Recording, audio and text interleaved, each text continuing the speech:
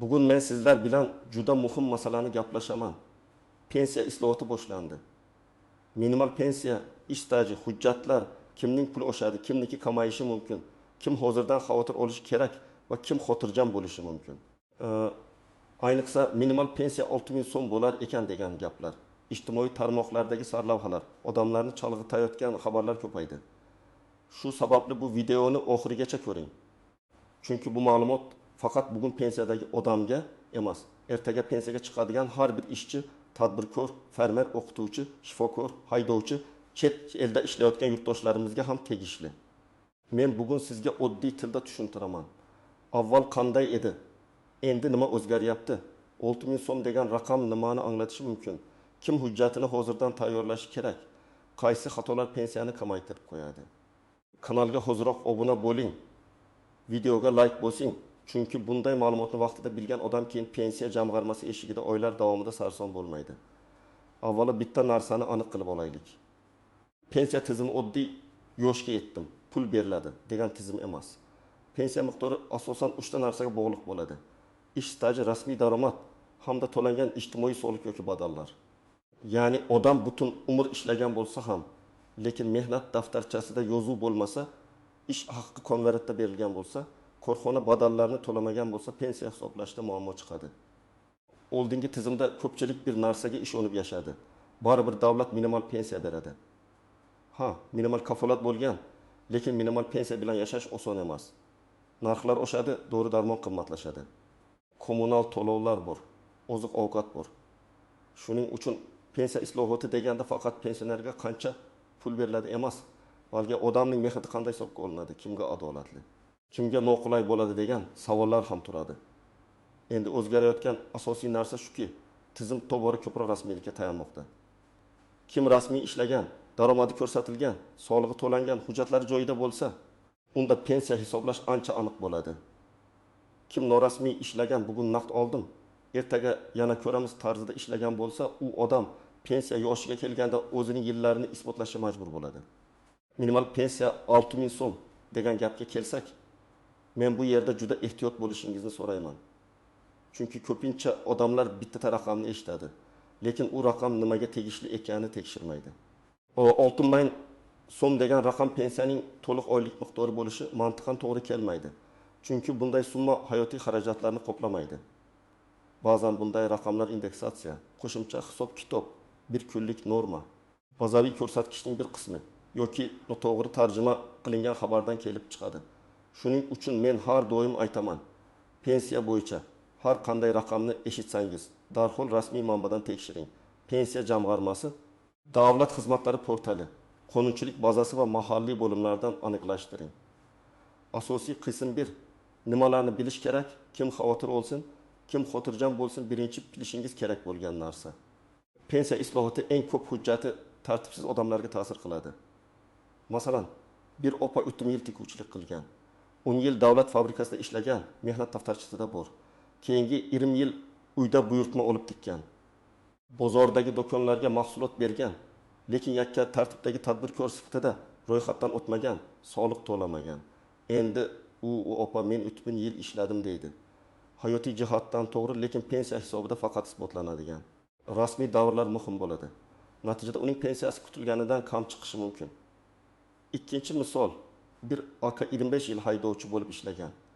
15 yil korxonada rasmiy ishlagan, 10 yil esa tanish bilishning mashinasida yuk tashigan.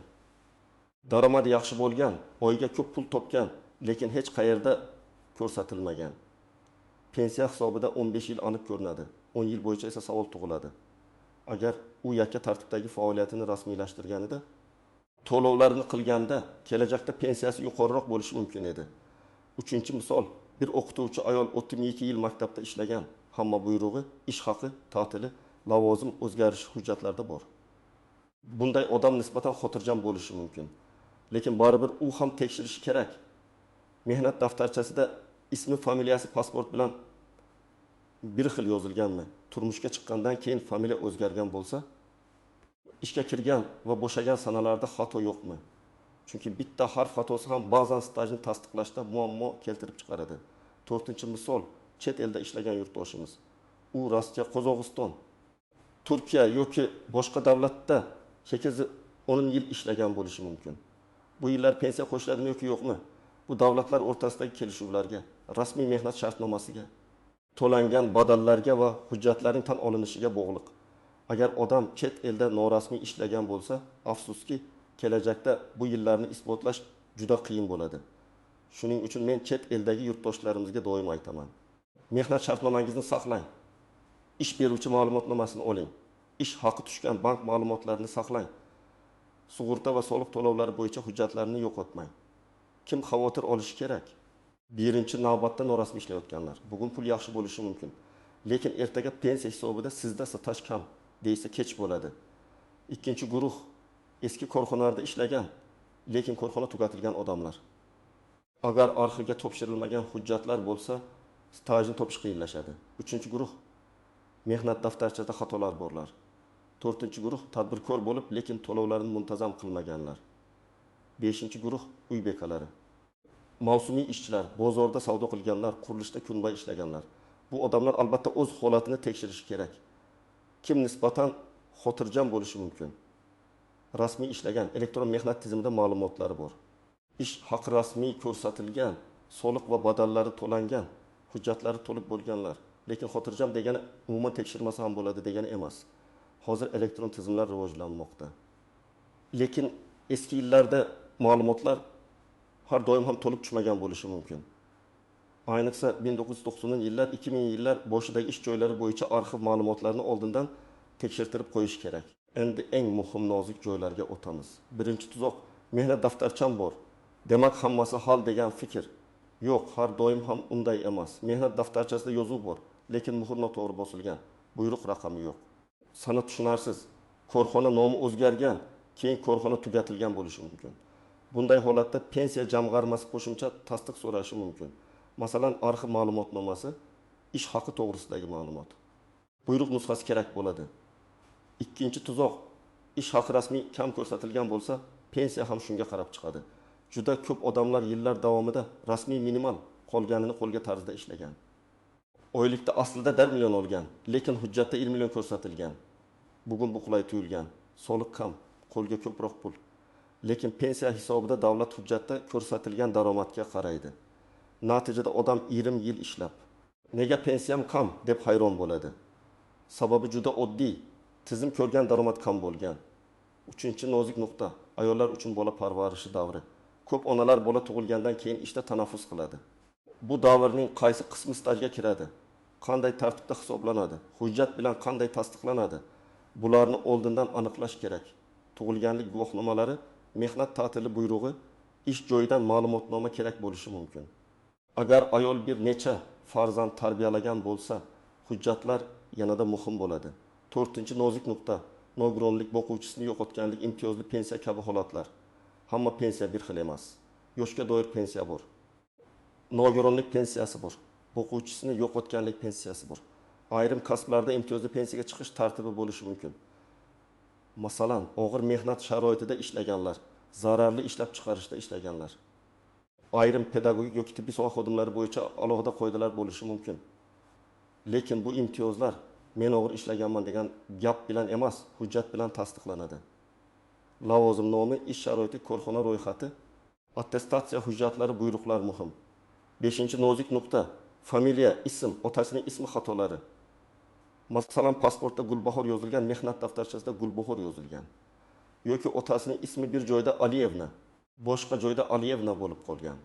Oddiy ko'rinadi, lekin hujjat tekshiruvda bu bir odam ekanini tasdiqlang deyishlari mumkin. Bunday paytda FDY hujjatlari, nikoh guvohnomasi, sud orqali faktni tasdiqlash kabi ishlar kerak bo'lib qoladi. Shuning uchun pensiya yoshiga 2 oy qolganda emas, kamida 2 yil oldin tekshirish kerak.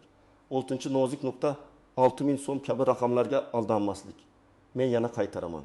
Pensiya islohoti haqida xabar chiqqanda odamlar sarlavhani o'qiydi, lekin matnni o'qimaydi. Minimal pensiya 6000 so'm degan gapni ko'rib kimdir vahimaga tushadi. Kimdir davlat bizni unutdi deydi. Kimdir esa noto'g'ri ma'lumotni boshqalarga yuboradi. Aslida bunday raqam butun pensiya miqdori emas, balki hisob kitobdagi alohida ko'rsatkich, qo'shimcha indeksatsiya farqi yoki umuman boshqa davlatga oid ma'lumot bo'lishi mumkin. Shuning uchun men ekspert sifatida sizga shuni maslahat beraman. Raqamni ko'rdingizmi? Manbasini tekshiring. Qaror raqami bormi? Qaysi sana, qaysi idora, qaysi toifadagi fuqarolarga tegishli? Kuchga kirish sanasi qachon? Mana shu savollarga javob bo'lmasa, xabarni haqiqat deb qabul qilmang. 7-nozik nuqta. Pensiya tayinlangandan keyin ham qayta hisoblash mumkin bo'lgan holatlar. Ba'zan odam pensiyaga chiqadi. Keyin eski ish joyidan arxiv hujjati topiladi yoki ilgari hisobga olinmagan staj tasdiqlanadi. Bunday paytda qayta hisoblash uchun murojaat qilish mumkin. Lekin bu avtomatik bo'lmaydi. Fuqaroning o'zi ariza beradi, hujjat taqdim etadi, keyin vakolatli organ ko'rib chiqadi.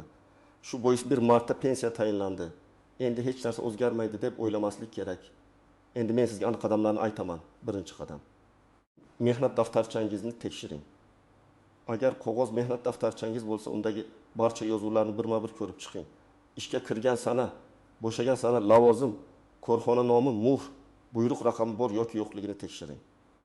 Agar yozuv tushunarsiz bo'lsa, hozirdan o'sha korxona yoki arxivga murojaat qiling. Ikkinchi qadam, elektron ma'lumotlarni tekshiring. Hozir ko'plab ma'lumotlar elektron tizimlarda yuritiladi. Davlat xizmatlari markazi, yagona interaktiv davlat xizmatlari portal yoki tegishli idoralar orqali o'zingiz haqingizdagi mehnat staji va to'lovlar bo'yicha ma'lumotlarni aniqlashtirishga harakat qiling. Agar elektron tizimda eski yillar ko'rinmasa. Bu darhol yomon degani emas, lekin ularni hujjat bilan tasdiqlash kerak bo'lishi mumkin. Uchinchi qadam, ish haqi bo'yicha ma'lumotlarni yig'ing. Pensiya hisobida faqat ish staji emas, daromad ham muhim. Eski ish joylaridan ish haqi ma'lumotnomasi, arxivdan hisob-kitob hujjatlari, shaxsiy varaqa, buyruqlar nusxasi kerak bo'lishi mumkin. Ayniqsa yuqori maosh olgan yillaringiz bo'lsa, ularni tasdiqlash siz uchun foydali. 4-qadam. Shaxsiy hujjatlarni tartibga keltiring.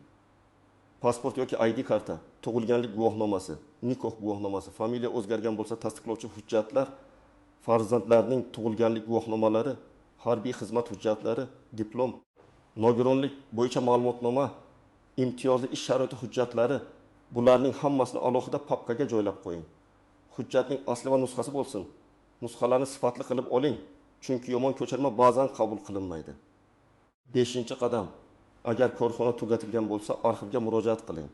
Tuman yoki shahar arxivi, viloyat arxivi, korxonaning huquqiy vorisi bor yo'qligini aniqlang. Arizada qaysi yillarda, qaysi lavozimda ishlaganingizni aniq yozing. Men falon zavodda ishlaganman deb umumiy yozmang. Masalan, 1992 yil 12 martdan 2006 yil 2 iyungacha Toshkent shahridagi falon korxonada chilangar lavozimida ishlaganman.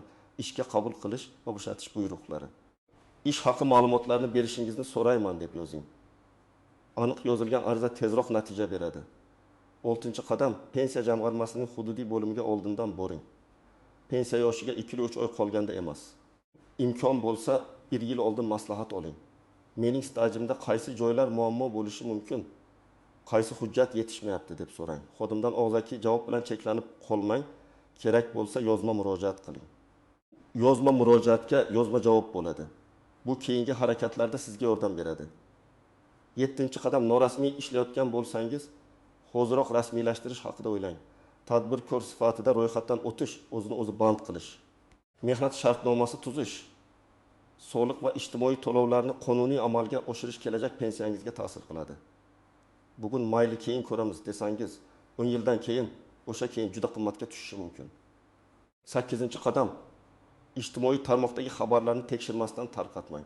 Ayniqsa pensiya, nafaqa, kompensatsiya, minimal to'lovlar bo'yicha xabarlar odamlarning asabiga ta'sir qiladi. Kimdir vahimaga tushadi, kimdir keraksiz joyga yuguradi, kimdir aldanib qoladi. Rasmiy manbasiz xabarni qarindoshlaringizga yuborishdan oldin bir marta tekshiring. Bu ham mas'uliyat. 9-qadam, agar pensiya miqdoridan norozi bo'lsangiz, sababini bilib oling. Shunchaki kam chiqdi deb norozilik bildirish yetarli emas. Pensiya qanday hisoblangan, qaysi yillar stajga kiritilgan, qaysi daromadlar olingan, qaysi davrlar rad etilgan, bularni yozma ravishda so'rang. Agar xato bo'lsa, tuzatish uchun hujjat topshiring. Agar rad javobi berilsa, yuqori turuvchi organga yoki qonuniy tartibda sudga murojaat qilish imkoniyati bor. 10-qadam, oilangizdagi keksa odamlarning hujjatlarini ham tekshiring. Ko'p otaxon, onaxonlar hujjat ishini tushunmaydi. Uyda eski papkada mehnat daftarchasi, eski ma'lumotnomalar yotadi. farzandlar yordam bersa, ko'p muammo oldini oladi. Ayniqsa pensionerga qo'shimcha huquq qayta hisoblash. O'quvchisini yo'qotganlik yoki parvarish bilan bog'liq masalalar bo'lsa, hujjatlarni yig'ish kerak. Xulosa shuki, pensiya islohoti deganda faqat bitta raqamga qarab xulosa chiqarish noto'g'ri. Minimal pensiya 6000 so'm degan sarlavhani ko'rsangiz, avvalo bu raqam nimaga tegishli, qaysi hujjatda yozilgan, kimlarga taalluqli, qachondan kuchga kiradi, rasmiy manbasi bormi, shularni tekshiring. Pensiya masalasida eng katta himoya bu hujjat, rasmiy staj, rasmiy daromad va vaqtida qilingan murojaatdir. Men sizga ekspert sifatida shuni aytaman. Bugun hujjatingizni tartibga keltirsangiz, ertaga o'zingizni ham, farzandlaringizni ham sarson qilmayapsiz. Ish stajingizni tekshiring, mehnat daftarchangizdagi xatolarni tuzating, arxiv ma'lumotlarni oldindan oling, rasmiy ishlashga harakat qiling. Pensiya bo'limidan maslahat oling. Ayniqsa pensiya yoshiga yaqinlashganlar, norasmiy ishlaganlar, chet elda ishlaganlar va eski korxonalarda ishlaganlar bu ishni kechiktirmasin. Sizningcha pensiya tizimida eng katta muammo nima? Minimal miqdormi, stajni hisoblashmi? Norasmiy ishmi yoki hujjatbozlikmi?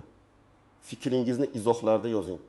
Agar video foydali bo'lgan bo'lsa, albatta like bosing, kanalga obuna bo'ling va yaqinlaringizga yuboring.